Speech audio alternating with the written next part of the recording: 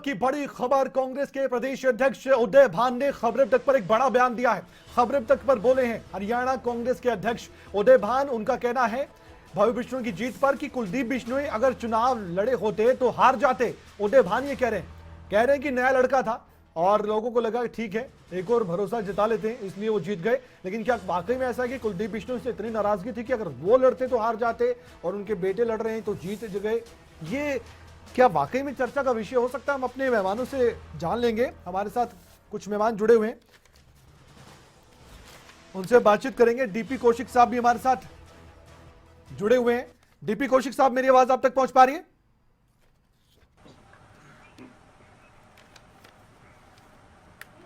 आ रही सर, आ रही आवाज जी डीपी कौशिक साहब, उदय भान जी हमारे साथ अभी जुड़े। आपने सुना भी होगा उनका बयान, उनसे मेरी बातचीत हो रही थी।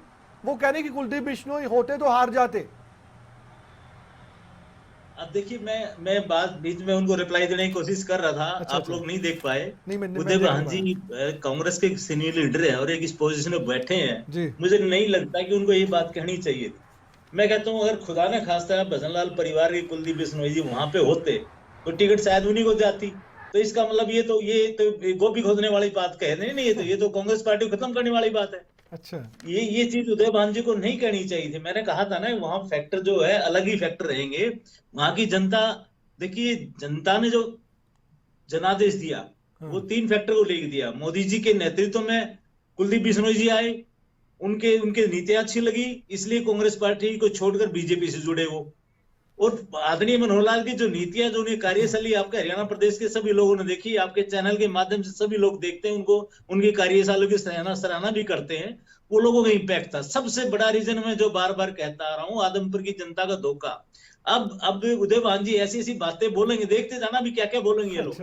इनकी हार निश्चित ही ये बदला सिर्फ भूपेंद्र हुड्डा ने, जो इनकी कुरीतियों का बदला था, ये जो इसने परिवार के साथ किया था। एक वनवास दे रखा था आदमपुर की जनता को।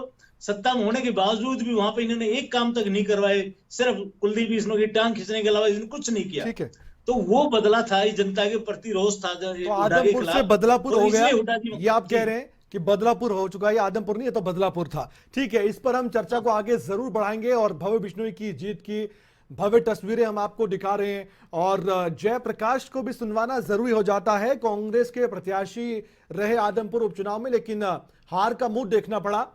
क्या कहा इस हार के बाद, वो भी तो सुनना जरूरी हो जाता है। चर्चा को आगे बढ़ाएंगे, लेकिन सुनिए जयप्रकाश की जुबानी उनकी प्रतिक्रिया। देखो, लोगों का फैसला ठीक है, कोई किसी से फर्क नहीं पड़ता। कांग्रेस क्लेम कर रही थी कि 10,000 वोटों से जीतेगी। चलो, तो लोगों का फैसला मैडम हो गया। जब कांग्रेस क्या करेगी, क्या कमी क्या रहेगी, भाई 2024 के लिए किस तरह की तैयारी? 2024 में हरियाणा में कांग्रेस सरकार बनाएगी। इस नतीजों ने यह सिद्ध कर दिया है कि हरियाणा प्रदेश से इंडियन नेशनल लोकदल और आप पार्टी का सफाया हो गया। जो फिक्सिंग की राजनीति ये लोग करते थे, लोकदल वाले, बीजेपी वाले, उसका खात्मा हो गया। तो 24 में हम सरकार बनाएंगे।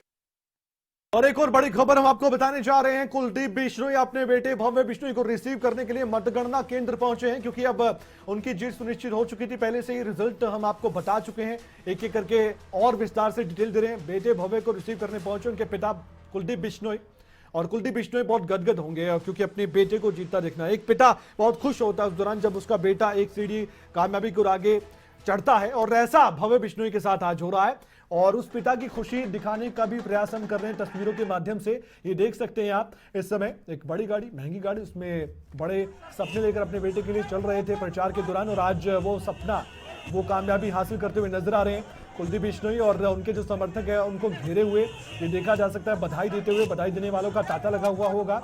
और ये जीत है, बिश्नोई परिवार की जीत है, बीजेपी की ये जीत है, गठबंधन की, ये कहते नजर आते हैं बीजेपी के कार्यकर्ता, जेजेपी के कार्यकर्ता और जेजेपी के नेता प्रवक्ता जो हमारे साथ जुड़े हुए हैं। और ये जो जीत हुई है ये कोऑर्डिनेशन के साथ हुई है, एक समन्वय बनाकर हुई है। जेजेपी ने भी प्रचार में भूमिका निभाई, इसमें कोई दो राय नहीं है। दुष्यंत चौटाला प्रचार करते नजर आए और चाहते भी थे। शुरुआत में जो भी हुआ वो घटनाक्रम राजनीतिक था, चर्चाएं हुई, लेकिन उसके बाद धीरे धीरे देखा गया कि फिर गठबंधन ने पूरा जोर लगा दिया था और एक मार्जिन जो था लीड का, वो लग रहा था कि 15 से 20 हो सकता है, जो दावे किए जा रहे थे। बीजेपी का अलग दावा था। क्या कुछ कहा जा रहा है, सुनवाते हैं कुलदीप बिश्नोई की ओर से। ये जीत माननीय नरेंद्र मोदी जी की नीतियों की जीत है। ये जीत माननीय मनोहर लाल खट्टर जी की कार्यशैली की जीत है। ये जीत आदमपुर हलके में चौधरी भजनलाल परिवार का 54 साल का विश्वास, ये उसकी जीत है। मैं आदमपुर हलके की जनता को बधाई देना चाहता हूं कि उन्होंने हम पर पुनः एक बार हमेशा की तरह लगातार 15वीं बार हम पर विश्वास जताया। मैं बधाई देना चाहता हूं आदमपुर हलके की जनता को कि जिन्होंने भूपेंद्र सिंह हुड्डा को धूल चटाई, क्योंकि भूपेंद्र सिंह हुड्डा बाप बेटे 20 दिन यहाँ पड़े रहे और ये भूपेंद्र हुड्डा अपने भाषण में बोलते थे कि ये चुनाव जेपी का नहीं है, भूपेंद्र हुड्डा और कुलदीप बिश्नोई का है। तो भूपेंद्र हुड्डा को धूल चटाने के लिए आदमपुर हलके की जनता को बधाई। एक और बधाई मैं देना चाहता हूं आदमपुर की जनता को कि जो हरियाणा का पप्पू जिसे दीपेंद्र हुड्डा कहते हैं, उसकी जो इन्होंने जो राड़ निकाली, मरोड़ निकाल दी, उसके लिए बधाई देता हूं। बहुत बहुत thank you, thank you, thank you. तीखा, बहुत तीखा बयान, बहुत तीखा। हरियाणा का पप्पू कह दिया दीपेंद्र हुड्डा को और कह दिया कि भूपेंद्र हुड्डा को धूल चटा दिए। बहुत तीखा बयान दिया है इस जीत के बाद, और ये चुभने वाला है कांग्रेस के कार्यकर्ताओं को बहुत ज्यादा, जो कुलदीप बिश्नोई कह गए कि भूपेंद्र हुड्डा को धूल चटा दी। और हरियाणा का पप्पू कह दिया, दीपेंद्र हुड्डा को कह दिया कि 20 दिन बाप बेटा पड़े रहे आदमपुर में, और यह भी कहा कि भूपेंद्र हुड्डा का चुनाव है, जयप्रकाश का नहीं है, और फिर हार गए। और ये बहुत ज्यादा तीखा जुबानी हमला किया है। हमारे गेस्ट, हमारे मेहमान लगातार जुड़े हुए हैं। अजय गुलिया साहब जुड़े हुए हैं और कांग्रेस के प्रवक्ता जो जुड़ेंगे उनसे हम बातचीत करेंगे जरूर, लेकिन फिलहाल हमारे साथ रजवंत साहब भी जुड़े हुए हैं, इनेलो के प्रवक्ता, उनसे हम बातचीत कर रहे थे। रजवंत साहब, कुलदीप बिश्नोई के बयान पर प्रतिक्रिया आप देंगे? हालांकि कांग्रेस से सवाल करना चाहिए, मैं कांग्रेस के प्रवक्ता को जोड़ने का प्रयास कर रहा हूं, कांग्रेस से ज्यादा हम जानने की कोशिश कर रहे हैं। क्या कहेंगे? बहुत तीखी बात की है हालांकि कांग्रेस को लेकर, लेकिन आपकी पार्टी के लिए भी आज दुखदाई रिजल्ट है।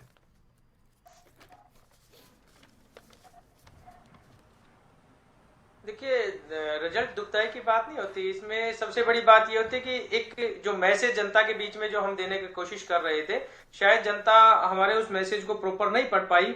और मैं ये भी कह सकता हूं कि उस इलाके की जब शुरुआत में जब चुनाव हुआ था, तो वो जो जनता है, उस आदमपुर की जो जनता है, वो अपने जो मूल समस्याएं थी, जो वहां के विकास की जो समस्याएं थी, या और वहां पे बेरोजगारी का जो आलमजाद, जो वहां पे कंपनीज की जो समस्याएं थी, उद्योगों की जो समस्याएं थी, वो समस्याएं बता रहे थे। पानी की समस्या है, वहां पर मुआवजे की समस्या थी, वो एसवाइल की समस्या थी, वो तो समस्या उस समय जब चुनाव शुरू हुआ उस समय तो वो समस्याएं थी, लेकिन बाद में वो समस्याएं गौण हो गई। और मैं आज एक चीज कहता हूं, विरोधी तो गौण तो आप भी हो गए, आप हरियाणा से धीरे धीरे गौण होते जा रहे हैं। बिश्नोई जी भी इस चीज को, ये आपके विरोधी कहते हैं। नहीं,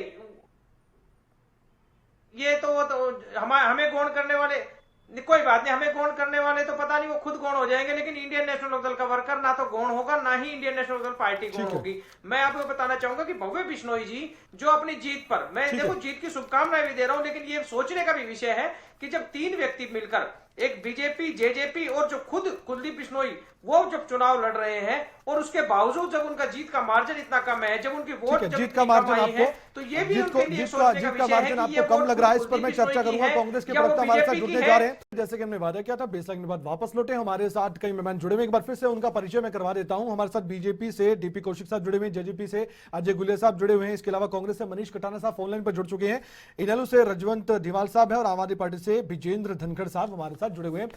मनीष खटाना जी, आपसे मेरा सवाल है, बहुत तीखा बयान दिया है कुलदीप बिश्नोई ने, बहुत ज्यादा, और आपको चुभने वाला है। अगर आपने नहीं सुना तो मैं अपनी जुबानी थोड़ा सा बता देता हूं, बुरा मत मानिएगा, कोट करके उनका बयान बता रहा हूं। उन्होंने कहा कि पिता पुत्र यानी कि दीपेंद्र हुड्डा, भूपेंद्र हुड्डा 20 दिन वहां पर पड़े रहे, कहते रहे कि जयप्रकाश नहीं है, भूपेंद्र हुड्डा चुनाव है, हार का मुंह देखना पड़ा।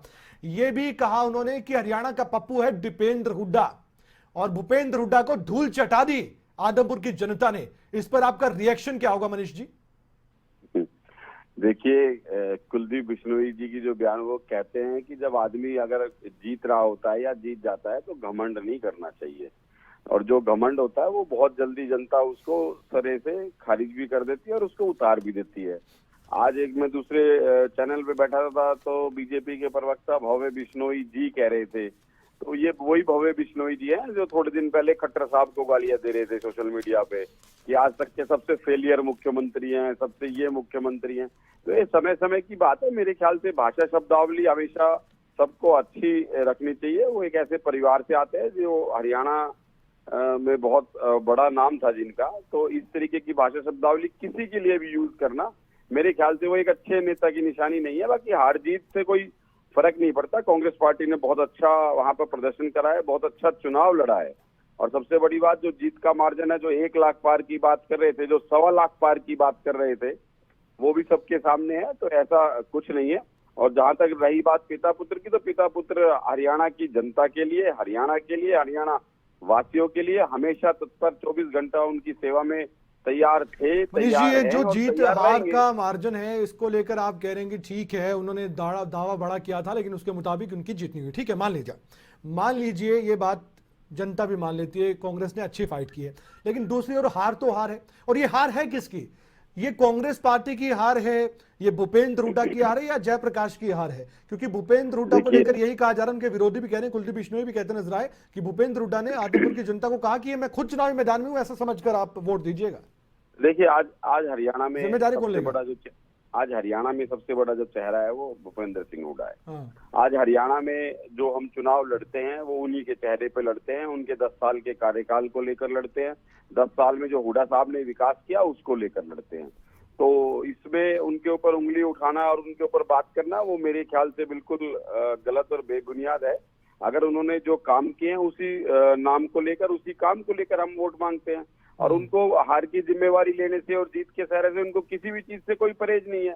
लेकिन कांग्रेस पार्टी ने अच्छा प्रदर्शन करा है, कांग्रेस पार्टी ने अच्छी वोट ली है, ये एक बहुत बड़ी बात है, जिसके लिए हम आगे हरियाणा की जनता का और खासतौर पर बीजेपी के नेता कहते हैं, सर देखो, बधाई देने वालों का तांता लगा हुआ है। डिप्टी सीएम का ट्वीट हम दिखा रहे हैं और जो जानकारी उन्होंने ट्वीट में लिखी है वो दिखा रहे हैं। खटाना साहब, क्योंकि आप काफी देर से जुड़े, इसलिए कुछ सवाल लगातार मैं आपसे कर रहा हूं। मनीष जी, ये बताइए कि जो ये हार हुई है, इसके बाद आप कह रहे हैं ठीक है, मार्जिन की बात कही जा रही है, आपने कहा कि भूपेंद्र हुड्डा ने बहुत विकास करवाया अपने समय में, लेकिन यही बात उलट बीजेपी कहती है कि बदलापुर है, ये आदमपुर नहीं है, बदलापुर है, और जो आपने काम नहीं करवाए थे, आदमपुर को नजरअंदाज किया और जो बिश्नोई परिवार उसके साथ धोखा किया था भूपेंद्र हुड्डा ने, उसका रिजल्ट है जो आदमपुर ने आज दिया।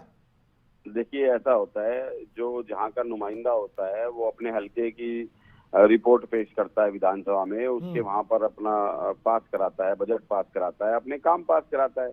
अगर काम नहीं हुआ तो उसमें विधायक की कमी है, उसमें मुख्यमंत्री की कोई कमी नहीं है।